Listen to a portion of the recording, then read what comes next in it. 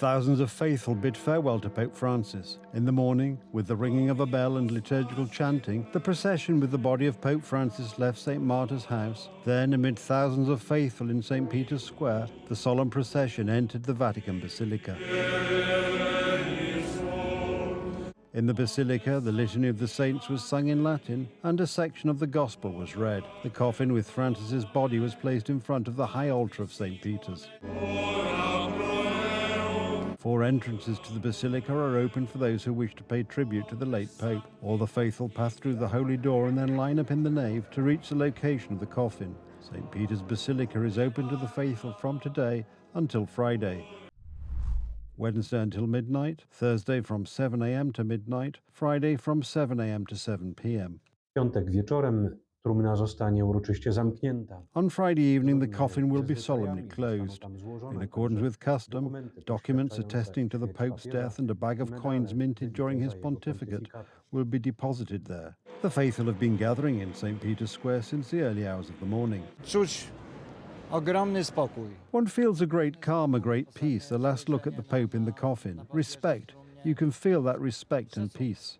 Francesco per me rappresenta la Chiesa in cui credo. Pope Francis to me represents the church I believe in, the new church, the church that is present among people in difficulty, the church of the poor, the church for the least amongst us. I would say that he was a father of the church, and he was a model of sanctity for me, of holiness. It's very important to say goodbye to him.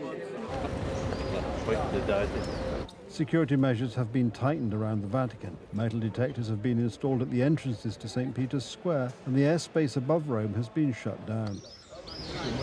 The world is in mourning. Masses presided over by a cardinal are being celebrated in the Vatican every day. Liturgies for Pope Francis are being celebrated around the world, such as in Jerusalem. God bless his soul. Pope Francis is an international figure. He used to call for peace, love, respect, dialogue between religions. The Mass is something simple for such a person. A solemn Mass for the Pope began at 7 p.m. today in the Warsaw Archcathedral. On the day of Francis's funeral, in accordance with the decree of the Polish President Andrzej Duda, national mourning will be in force. You can also see a very big stir in the people. There is a book of condolence in the cathedral. People need somehow to express their emotions, grief and gratitude somehow. It's all very beautiful and very deep. On Saturday, we will say goodbye to the Pope for the last time.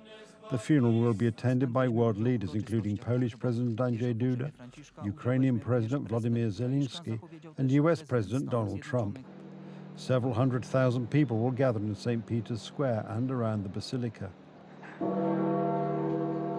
The Mass will be presided over by the Camerlengo of the Holy Roman Church, Cardinal Kevin Farrell. Następnie ciało papieża zostanie Then the Pope's body will be transported. This we know, not carried in a procession, but taken to the Papal Basilica of St. Mary Major. For the first time in 120 years, the Pope will not be laid to rest in the Vatican grottos under St. Peter's Basilica. The Pope, in accordance with his last will be buried in the Basilica of St. Mary Major, where he frequently visited, especially before and after returning from foreign trips. Del tuo seno, Gesù.